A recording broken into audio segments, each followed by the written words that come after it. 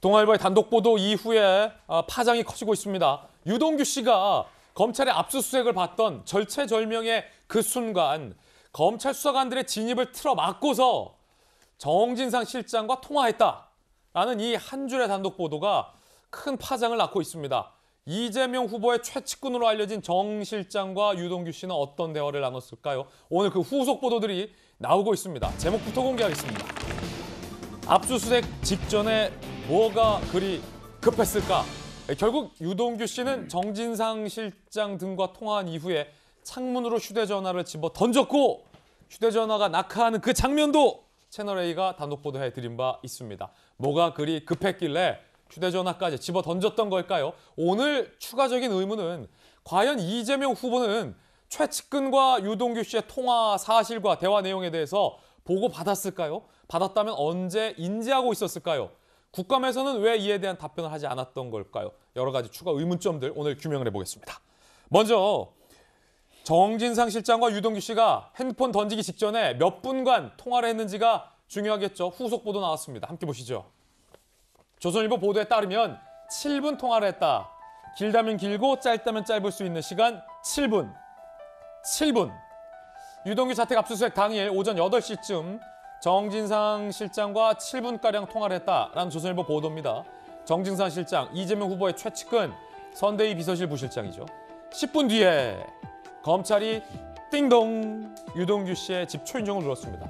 이 시간이 정말로 공교롭다면 공교로울 수 있고 절묘하다면 절묘할 수 있는 시간이에요. 검찰이 들이닥치기 10분 전에 이재명 후보의 최측근과 유동규가 통화를 했다. 이 통화 이후에 10분 뒤 띵동 검찰이 유동규 오피스텔의 초인종을 눌렀다는 겁니다. 야, 이게 얼마나 타이밍이 오묘합니까? 2분 뒤에 검찰이 띵동 누르고 2분 뒤에 유동규 씨는 정진상 실장과 통화했던 그 휴대폰을 창밖으로 집어 던집니다.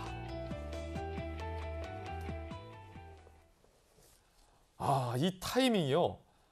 정말로 우연이라면 정말로 절묘했고 우연이 아니라면 상당히 좀 공교로운 그런 타이밍이다라고 볼 수 있겠습니다.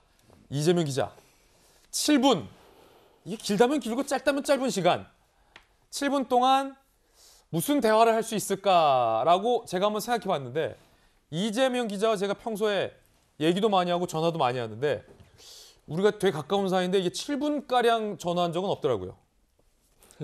길다면 길 수 있는 시간이에요. 아니, 물론이죠. 무슨 얘기를 하다면 무슨 얘기를 하든 모든 얘기는 할 수 있는 그런 시간이다 볼 수 있을 텐데 글쎄 무슨 얘기를 7분 동안 했는지 사실 저희는 추론의 영역이기 때문에 굳이 그것을 이렇다 저렇다 말하기 참 어렵지만 중요한 건 조금 전에 얘기했지만 그 시점과 통화 대상인 거죠.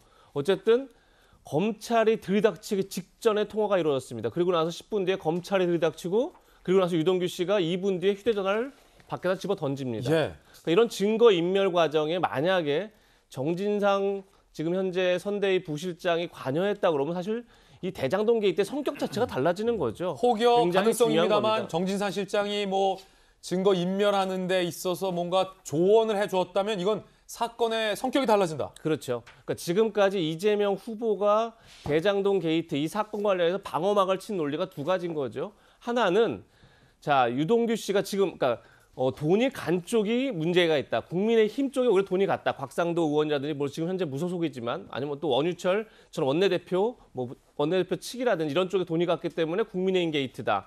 그런데 사실 현재까지 검찰에서 유일하게 돈을 받았다고 구속한 사람은 유동규 씨 한 명이죠. 그랬더니 이제 지금 유동규 씨 측근이 아니다 이렇게 선을 그었습니다. 그런데 문제는 뭐냐면 정진상 부실장은 이재명 후보 스스로 내 측근이라고 얘기를 했습니다. 예. 그리고 정진상 실장 같은 경우 지난번에 저희가 살펴봤지만 황무성 전 성남도시개발공사 사장을 사퇴시킬 때 유한기 당시에 부하였던 개발본부장이 정진상 실장의 이름을 들면서 이것이 바로 이재명 시장의 뜻이다 이렇게 얘기를 합니다. 다시 얘기해서 정 실장과 유동규 씨가 통화한 뒤에 유동규 씨가 증거인멸이라든지 다른 행동을 했을 때 그것을 만약에 유동규 씨가 이재명 시장의 뜻으로 알고 이재명 후보의 뜻으로 알고 했다 그러면 이건 굉장히 지금까지 이재명 후보가 방어막을 쳤던 나와 무관한 사건이다. 오히려 국민의힘 게이트라고 했던 것과는 전혀 달라지는 그런 양사로 갈 수 있다. 그런 점에서 지금 많은 언론들이 이 통화에 주목하고 있는 게 아닌가 싶습니다. 그렇군요. 가능성입니다. 가능성.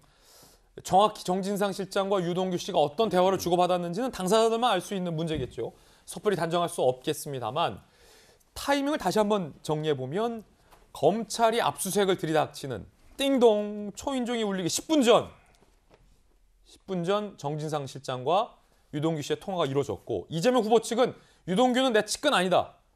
관계를 끊어왔었는데 이 후보의 가장 최측근 정 실장과 유동규가 통화를 저 절체절명의 순간에 했다면 과연 유동규와 이재명 후보는 어떤 사이일까에 대한 의문이 다시 제기되고 있는 상황이고 검찰이 초인종을 누르고 2분이라는 짧은 시간 만에 무언가 휴대전화를 던져야겠다라는 판단을 하고 유동규 씨가 휴대전화를 집어 던졌다는 건데 혹여 휴대전화를 던지는 증거인멸 행동에 정진상 실장과의 통화가 영향을 끼쳤는지 여부도 현재로서는 알 수 없는 상황입니다.